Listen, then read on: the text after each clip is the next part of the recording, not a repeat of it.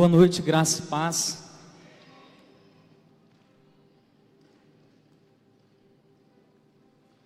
Gostaria de compartilhar uma palavra com vocês no Evangelho de Mateus.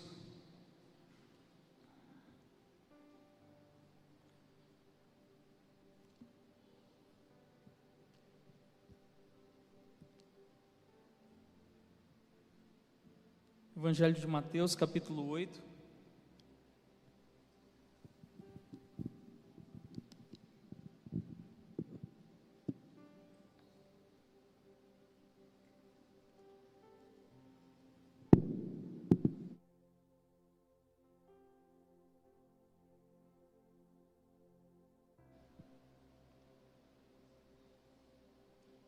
Gostaria de intitular essa mensagem com o tema Códigos de Conduta.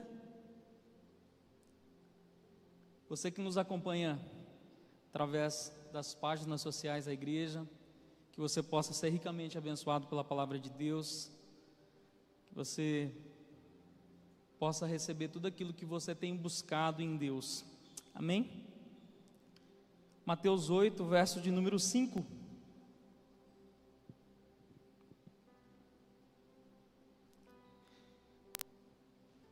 Entrando Jesus em Cafarnaum, dirigiu-se a ele um centurião, pedindo-lhe ajuda, e disse: Senhor, meu servo está em casa, paralítico e em terrível sofrimento.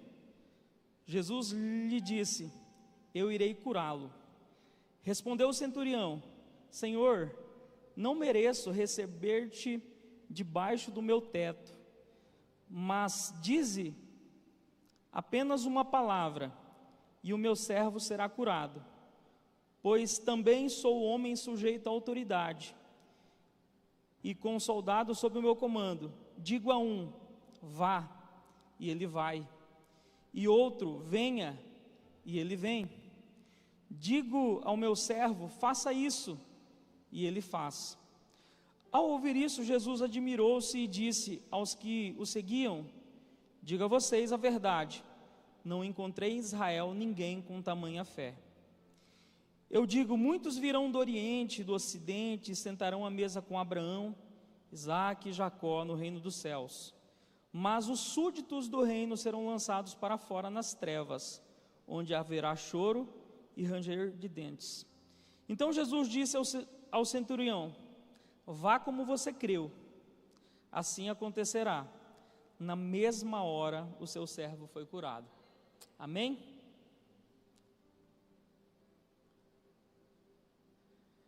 Quando lemos esse texto, podemos perceber Jesus sendo surpreendido de forma positiva. Ele admirou-se daquela resposta. Para entendermos a objetividade desse milagre, porque foi um milagre objetivo, e de como ele encurtou o caminho e fez a vida de Jesus ser mais prática, precisamos entender a pessoa que pediu esse milagre. Pois, como somos, fala muito de como e quanto recebemos. Então, esse homem, ele chegou até Jesus com uma solução. E teve muitos homens na Bíblia que, quando diante de uma oportunidade, seja ela diante de reis, diante de sacerdotes, diante do próprio Jesus, Jesus o perguntava: o que queres que eu te faça? Um homem paralítico, ele pegou e disse: olha, toda vez que tem os movimentos das águas. Então ele começou a contar uma história para Jesus. Ele não foi objetivo, direto no milagre. Então esse homem, de uma certa forma, ele é uma pessoa objetiva. Ele chega diante de Jesus com uma solução. Então o centurião, ele tem algo muito para falar para nossas vidas, porque ele é uma pessoa extremamente experimentado no seu código moral, no seu código de conduta. Tanto é que Jesus, ele fala: olha, nem Israel, onde tinha os fariseus, saduceus, tinha classe os rabinos, tinha classe religiosa, Jesus percebeu tamanha fé. Então, o centurião, ele tinha um código de conduta muito aperfeiçoado. Seus servos eram muito bem treinados. Olha só, fruto da sua própria consciência e a sua essência. Então, muitas coisas que nós fazemos é fruto de quem somos, realmente no nosso interior. Então, a consciência, a essência desse homem, ela foi mostrada aqui nesse momento. O primeiro ponto que eu gostaria de falar é que esse centurião, esse homem, que Jesus fala que ele tem uma fé digna de ser observada, algo que surpreende até o próprio Jesus, esse homem ele foi primeiramente treinado. Nenhum homem que exerce cargo de autoridade desenvolve esse cargo de autoridade sem antes passar pelo serviço. Esse é um processo natural, a não ser quem quebra tudo aquilo que é os protocolos naturais. Então esse homem, antes de qualquer coisa, ele foi primeiramente treinado.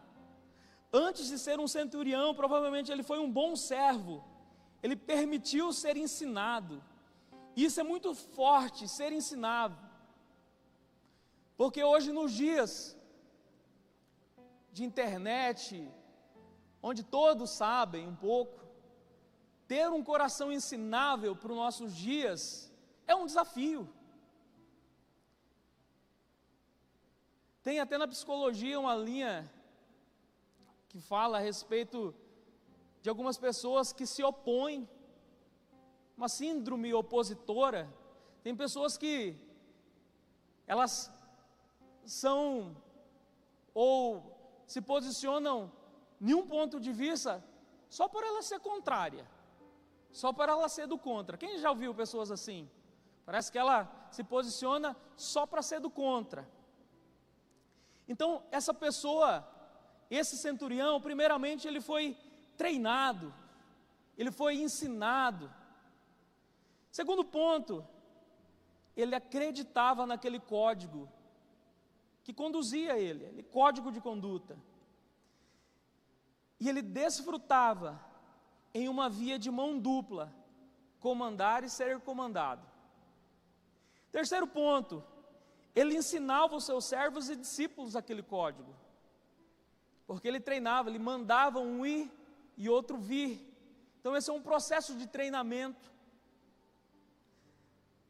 Podemos perceber que além de ensinar, ele fazia questão de viver aquilo. O código de conduta para ele era tão verdadeiro que arrancou um elogio de Jesus. Nem em toda Israel vi tamanha fé. E eu gostaria de falar do primeiro código de conduta que ele carregava. É estar sob o comando de alguém superior. Isso daqui se chama princípio de autoridade. No verso 9 ele diz: eu também sou sujeito. Ou seja, eu tenho alguém superior. Eu aprendi a estar sob comando e direções. Isso é muito abençoador quando nós estamos debaixo de comandos e direções. Porque tem muitas coisas no decorrer do caminho que, se nós resistirmos, nós somos os mais prejudicados das bênçãos que Deus tem para nós. Toda liderança, seja ela em vários aspectos, eu vou usar o de ordem eclesiástica da igreja. Existem palavras específicas, direcionadas, que vêm através das figuras de autoridade, sejam elas pastores e líderes, através de uma palavra pregada, e que, se ela for colocada em prática, ela tem o poder de virar uma chave na sua vida. Então, às vezes nós, no decorrer da vida, no decorrer da correria, das coisas, nós não nos atentamos nas coisas que vêm do altar, através das figuras de autoridade, dos pastores, e aí nós perdemos muitas coisas que podem mudar, talvez, o rumo da sua vida. Porque a palavra em si não significa só a palavra do pastor, do líder, mas é a palavra de Deus. É Deus se encarregando de entregar uma palavra para o líder, abençoar a tua vida. Então, esse homem, ele estava sobre comandos e direcionamentos de autoridade. A Bíblia diz que nós não devemos ser só bons ouvintes da palavra de Deus, mas nós devemos praticar a palavra de Deus. Então, o primeiro código que ele carregava, princípios de autoridade, no verso número 9. A resposta desse homem trouxe objetividade em seu milagre, deixou a vida de Jesus mais fácil. Fala para o seu irmão aí, ó, você está deixando a vida de Jesus mais fácil ou mais difícil? O anjo do teu cuidado, ele está trabalhando bastante ou ele está passando muito sufoco? Às vezes nós somos difíceis, e isso impede. Quem é os maiores prejudicados de receber tudo aquilo que Deus tem para nós, somos nós mesmos. Esses dias o pastor pregou aqui no domingo, e ele usou uma palavra que eu achei incrível, que ela deu glória ali, que para mim foi uma palavra tão pequena, né, pastor? Quem, né? Ele falou, quem vos impediu? E na maioria das vezes, na grande maioria das vezes, somos nós mesmos. Nós impedimos muitas coisas de acontecer em nossas vidas. Então esse homem ele veio com uma solução para Jesus. Ele falou, Senhor, você não precisa. Imagina que se fosse 2 quilômetros, que fosse 2 quadras. Mas ele falou, Jesus, olha, eu estou debaixo de comando, e eu tenho servos, e eu digo, vai e eles vão. Diga só uma palavra. E eu gosto de algumas expressões de comando na Bíblia, que eu fico maravilhado. Um exemplo de comando e direcionamento é do apóstolo Paulo para Timóteo. Lá em 1 Timóteo 1, verso 18 e 19, a Bíblia diz que o apóstolo Paulo, ele fala bem assim, olha, um mandamento te dou. Não era simplesmente conselhos, ele trazia comandos específicos.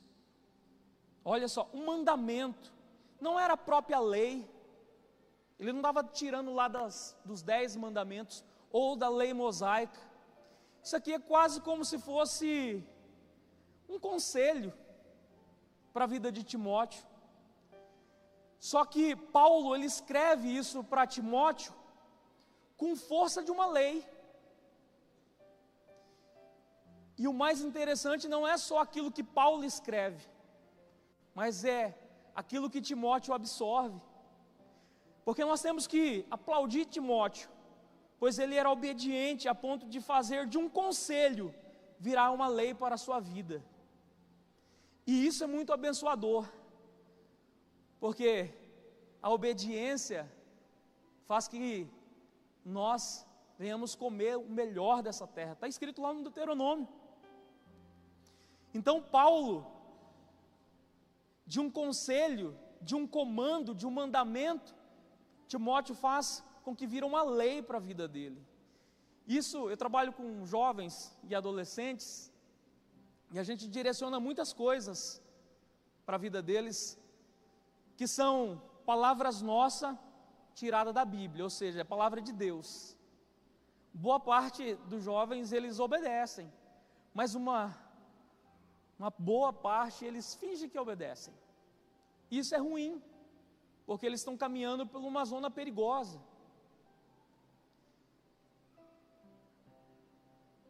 Então, o apóstolo Paulo, ele é esse exemplo desse relacionamento com Timóteo, de alguém que direciona e de alguém que obedece. O segundo código do centurião de Cafarnaum, ele é humilde. Olha só, ele se sente não digno Isso não se trata de menosprezar, pelo contrário, ele sabia muito bem o seu posto de comando, porém essa atitude era um reconhecimento e uma estima elevadíssima sobre Jesus. Olha o que ele diz: não sou digno que me visites. Mateus 8, versículo 8. Ele sabia o seu lugar, mas ele sabia que não estava diante de alguém comum. Ele o honra porque reconhece a autoridade de Jesus, e que Jesus não era comum. A palavra honra vem do grego timie, que significa apreço, que significa celebração da diferença, que significa estima, respeito.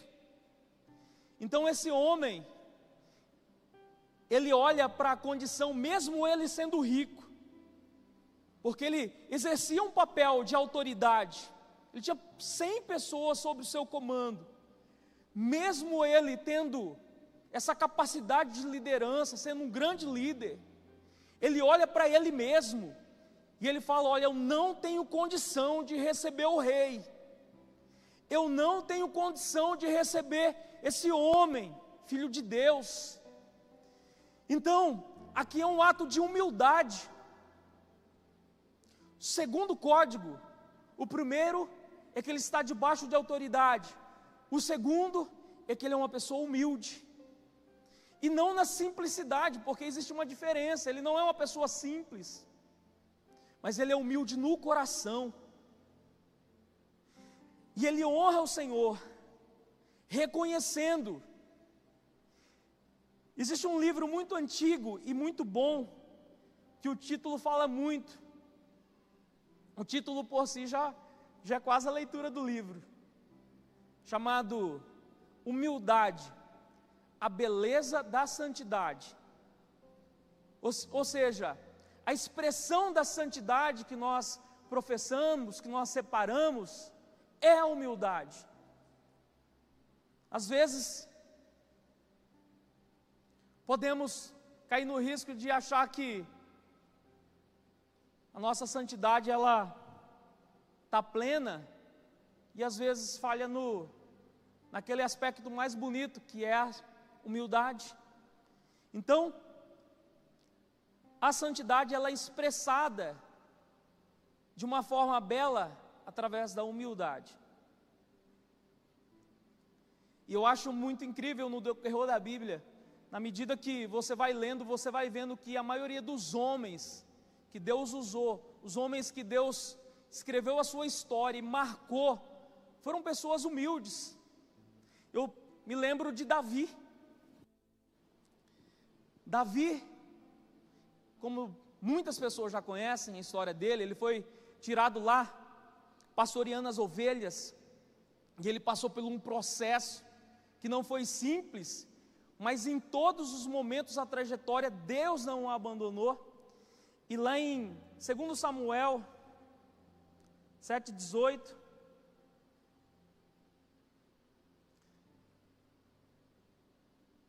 Deus libera uma palavra na vida de Davi, falando de toda a sua história. Davi coloca no coração construir um templo para o Senhor, e Deus chega através do Natã. Natã ouve aquilo e fala: ó, o Senhor é contigo. Aí o Natã vai embora, Deus fala com o Natã, fala: vai lá, entrega uma palavra para ele. Aí ele vai e entrega a palavra, uma palavrona, preciosa. E naquele processo que ele entrega a palavra, ele fala da história de Davi, que Deus esteve com ele em todo o tempo, mas que ele não construiria o templo. Mas fala também do futuro, fala também de coisas que aconteceriam. E o Davi, como um ato de humildade, como um homem que caminhou com Deus por tanto tempo, que viu milagres acontecerem, que viu tantas coisas acontecerem, ele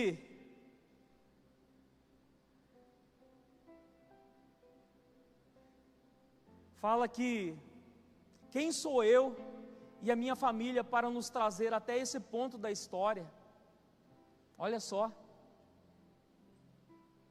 uma pessoa que permitiu que Deus levasse ele em muitos lugares, que através da vida dele, marcasse Israel, e que o trono de Davi seria perpétuo. Esse homem, diante de Deus, ele fala: olha, eu sou rei, hoje eu sou rei, mas eu sei de onde eu saí. E isso é muito grandioso, não esquecermos de onde Deus nos tirou, de quem éramos há tempos atrás. E um dos perigos que, às vezes, depois de uma caminhada, de um tempo de caminhada com Deus, é nos esquecermos de onde Deus nos tirou. E às vezes corremos o risco de achar que Jesus deve alguma coisa. Imagina só, Jesus nos dever algo. Às vezes nós chegamos nas nossas orações como se Deus nos devesse alguma coisa, quando Ele não deve nada. Bem no começo da minha fé, muitos anos atrás, eu tinha muitos amigos, e quando eu vim para a igreja, eu falei, vou evangelizar todo mundo, né? Vou ganhar todo mundo para Jesus. Eu conversava muito com eles, visitava, e tinha uma pessoa, uma conhecida, que ela claramente não queria saber de Jesus, não queria, e aí ela teve um problema no olho, e um determinado dia, ela pegou e foi visitar a igreja, bem num dia que veio um pregador de fora, daqueles que é bem usado em milagres, e nesse dia ela pegou e falou, não, vou na igreja, foi na igreja, e ela estava com um problema bem sério no olho, e o pastor pregou, muitas pessoas foram curadas, e ela saiu de lá e ela não recebeu a cura dela. E aí no final eu cheguei e fui conversar com ela, ela pegou e falou, Jesus não existe, meio que zombou, sabe, pegou e saiu. E eu fiquei pensando por aquilo, não falei nada, né?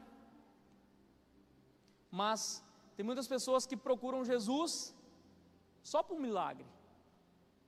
E o maior milagre que pode acontecer na vida de uma pessoa, ela receber o nome dela escrito no livro da vida, ela receber essa adoção de filho, ela receber o perdão dos seus pecados.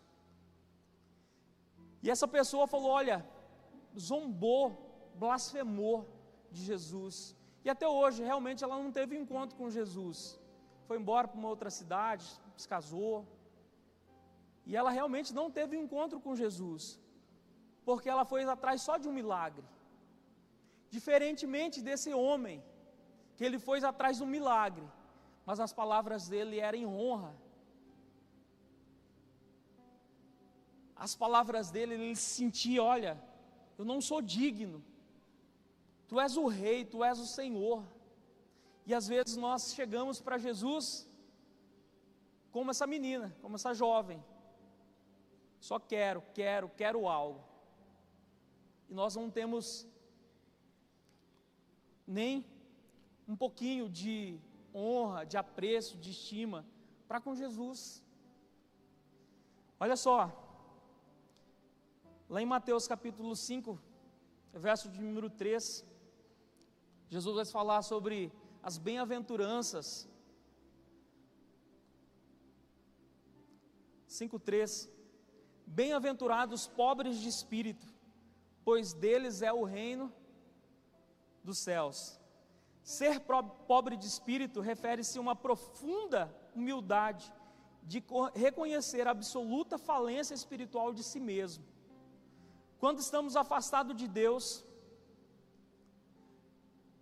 olha só, os pobres de espírito são humildes e despojados de orgulho. A Bíblia diz que, lá em Tiago 4:6, Deus resiste os orgulhosos, mas dá graça dobrada sobre os humildes. O centurião, ele é humilde, pois reconhece sua pequenez diante do Filho de Deus. Ele honra Jesus, mas não deixa de reconhecer a sua miserabilidade. E no decorrer da Bíblia, muitas pessoas tiveram um encontro com Jesus. Lucas 7:6, Simão, fariseu, convidou Jesus para perto, mas não teve nenhum ato de humildade, de reconhecimento, de estima, de apreço. Quando nós olhamos para a vida desse centurião, a fé objetiva dele, uma fé que corta caminho, uma fé que recebe o milagre rapidamente, é uma fé também que foi forjada na vida comum. Ele aprendeu que uma palavra tem poder quando vem de uma autoridade, e Jesus era essa autoridade. E pelo fato dele ter aprendido isso, ao longo da sua vida ele surpreendeu Jesus. Senhor, você não precisa ir lá, só uma palavra é o suficiente. Talvez eu e você, diante dos milagres que Deus deseja fazer na nossa vida, pela falta de conhecimento, a Bíblia diz em Oséias que o povo perece porque falta conhecimento. Às vezes nós estamos chegando diante de Jesus como aquela jovem, só querendo algo. Não reconhece Jesus como Senhor, como Salvador, como Pai, como amigo. Você chega diante de Jesus e fala: eu só quero, me dá. E Jesus está falando: existe um nível de excelência para a nossa vida. Esse homem, ele foi comparado que a fé que ele possuía, nem em todo Israel Jesus viu uma fé desse jeito, porque é um homem que consegue perceber esse comando de autoridade. Ele é um homem que tem no coração dele, por mais que ele tenha uma patente de maioral sobre muitas pessoas, ele é humilde na sua essência, e ele chega até Jesus. Jesus fala: eu vou lá curar. Ele fala: não, como se ele estivesse falando assim: olha, o senhor vai perder tempo, no sentido de, o senhor pode gastar esse tempo com outra pessoa, eu sei que eu posso receber o meu milagre se o senhor liberar uma palavra. Deus, ele deseja que você receba o seu milagre. Deus, ele deseja que você receba tudo aquilo que é de Deus para a sua vida. O que você precisa fazer é tirar algumas coisas que talvez está te impedindo. Talvez você tenha dificuldade com figuras de autoridade, com o seu pai, por exemplo, lá na infância, e até hoje toda figura de autoridade para ti é ruim. Você precisa curar disso, porque a Bíblia fala em Lucas que a ofensa é a maior armadilha do inimigo. Ela te deixa preso em uma isca. Ela vem da palavra escandalon, que significa armadilha, aprisionamento. E às vezes a ofensa lá atrás, ou algo que você se ofendeu, fez com que você tivesse um certo bloqueio. Talvez lá atrás você ouviu falar que todo pastor, todo homem, sacerdote de uma igreja é ladrão. E aquilo que é pregado através da palavra de Deus, você fala: será? Satanás plantou uma semente na sua vida. E a Bíblia diz que as sementes que caiu junto do caminho, quando Jesus estava falando da parábola do semeador, veio a ave de rapina e roubou. Tem muitas coisas que Deus deseja derramar sobre a sua vida, mas essa figura do mal, da ave de rapina, dos demônios, ele vem e rouba. E Deus deseja que você receba, não a palavra que sai da minha boca, mas a palavra da Bíblia. Não existe um outro caminho, mas a palavra de Deus é o caminho. Se você quiser viver uma vida próspera, abençoada, está na palavra de Deus. Às vezes você se ofendeu com essas figuras de autoridade.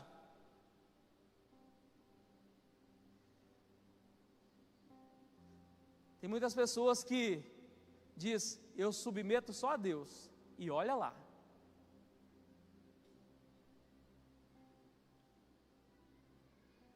Deus deseja fazer com que a nossa fé se torne objetiva, que seja uma fé que receba tudo aquilo que Deus tem. para a sua vida. Quem gostaria de receber, de ter uma fé que faz com que a palavra de Deus alcança os seus? Porque esse homem, ele não foi pedir para ele mesmo, ele foi pedir para o seu servo. E ele chega diante de Jesus com esse coração humilde, com esse coração quebrantado, de alguém que olha para si mesmo e fala: olha, eu não sou digno. E aí quando Jesus libera a palavra, a Bíblia diz que naquele mesmo instante o seu servo foi curado. Deus não deseja brincar com aquilo que Ele deseja nos dar. Mas olha só o que Ele disse, lá no finalzinho, no verso de número 13: vá como você creu, assim acontecerá. Como você tem crido? Você tem crido com reservas? Você tem crido com: eu acho que para mim não? Ou você tem crido como filho? A pergunta é: você já é filho? Gostaria que você ficasse de pé.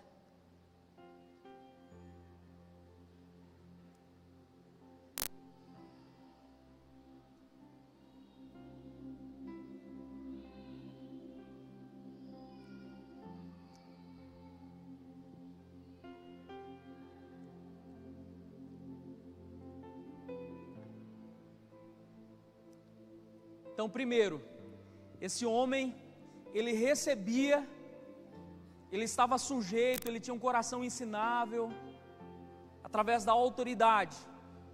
Segundo, ele tinha um coração humilde. A Bíblia diz que Deus dá graça sobre graça para os humildes, ou seja, uma graça dobrada. Mas a Bíblia diz que Deus resiste os orgulhosos. Olha para o teu coração, veja se tem alguma raiz de orgulho. Isso impede muito.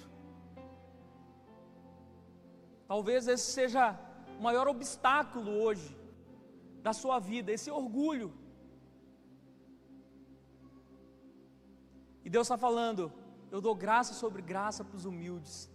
Bem-aventurados pobres de espírito, pois deles é o reino dos céus. As outras bem-aventuranças fala de será, de futuro, mas para esses humildes ou seja, esse estado já é permanente, você pode desfrutar disso. A humildade, ele vai ser sempre a chave do coração de Deus. Deus não resiste um coração humilde, um coração que reconhece, que fala: Senhor, eu não posso, mas o Senhor pode.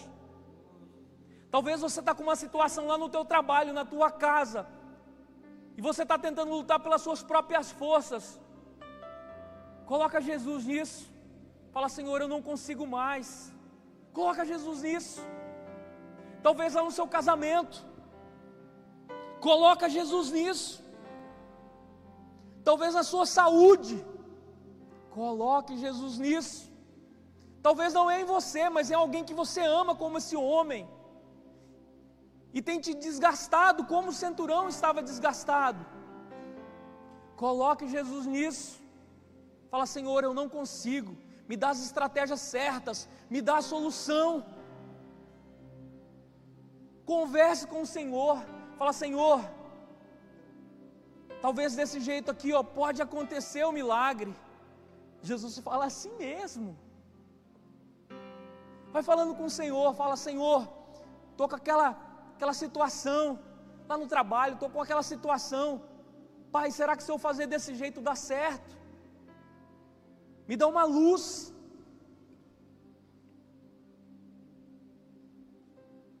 Você confia na palavra de Deus?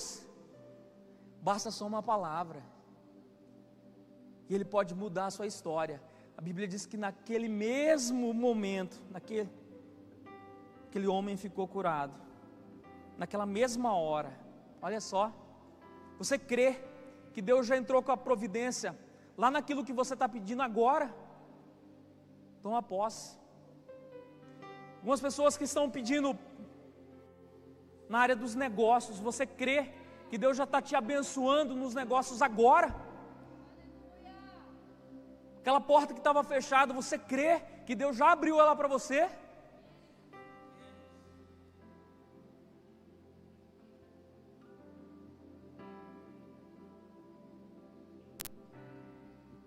Gostaria de orar com vocês. Jesus não precisa de espetáculos. Muitas pessoas ele chegava, passava o barro, passava no olho. Para algumas ele dizia efatá, abra-te. Mas para esse homem ele falou assim: vai como você creu, como você tem crido. Será que do jeito que você tem crido é complexo ou é objetivo? Toma posse de algo objetivo, de algo rápido para a tua vida hoje. Amém? Vamos orar? Deus Pai, no nome de Jesus, Tua palavra nos ensina, Pai, que nós devemos sempre ter um coração humilde, um coração ensinável, um coração que obedece a Tua palavra, que nós venhamos ter atos de honra ao Senhor, porque o Senhor é grande demais. O Senhor não nos deve nada, o Senhor já nos deu tudo. E a Tua igreja, Pai, nessa noite, juntamente, nós nos reunimos, Pai, para dizer muito obrigado por tudo que o Senhor já nos deu.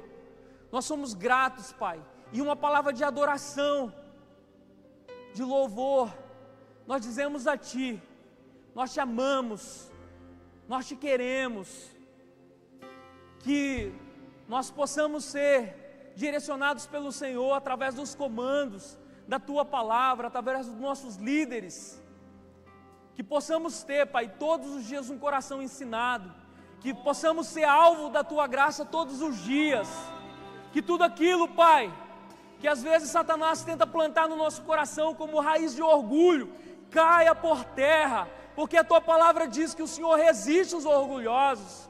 Nós queremos ser acessíveis ao Senhor, nós queremos ser fáceis para o Senhor, não queremos ser difíceis, Pai, não queremos que o nosso coração Te impede. Se nós viemos carregar qualquer pessoa no nosso coração, Pai, em nome de Jesus, nós queremos tirar dali, não queremos carregar nenhuma ofensa, e tudo aquilo que Satanás tem roubado da mente, do coração da Tua igreja, através das sementes que têm sido depositadas, nós tomamos posse, Pai, porque não é dele, é nossa, tudo aquilo que o Senhor tem depositado sobre a Tua igreja. Em nome de Jesus, eu declaro, Pai, sobre a vida de todos que estão aqui, Pai, um tempo, um aceleramento, uma objetividade, Pai, naquilo que eles precisam, que venha encurtar o tempo, Pai, do milagre dos meus irmãos. Pai, mude a frequência. Se o ritmo estava num ritmo, Pai, acelere esse ritmo, Pai, para que nós possamos, Senhor, aqueles que estão andando, que eles possam correr, aqueles que possam estar correndo, que eles possam voar, que seja um tempo, Pai, onde que nós venhamos sair, Senhor, daqueles ambientes que nos prende. Em nome de Jesus eu declaro sobre a Tua igreja, Pai, que nós venhamos ver o milagre, a cura por completo, e as bênçãos do Senhor, de forma plena sobre a vida da Tua igreja, do Teu povo, em nome de Jesus. Assim nós declaramos, Pai, pela Tua palavra, em nome de Jesus, amém. Se Deus quiser, Ele é Deus. Se não quiser, Ele é Deus. Se a porta abrir, Ele é Deus. Mas se fechar, continua sendo Deus. Ele é Deus. Se curar o fogo, Ele é Deus. Se tudo der certo, Ele é Deus. Mas se não der, continua sendo Deus. Sendo Deus. Sejam apaixonados por Jesus, e os milagres que você receber, Conte para um irmão à sua volta. Fala: Deus tem mudado a minha vida. Deus tem acrescentado um novo tempo na minha história. E tudo aquilo que o inimigo tentou te calar, fazer com que você venha ter uma fé introvertida, quieta, você fala: sai para lá, eu quero glorificar o nome do meu Senhor. Amém? Glória a Deus. Deus possa te abençoar grandemente.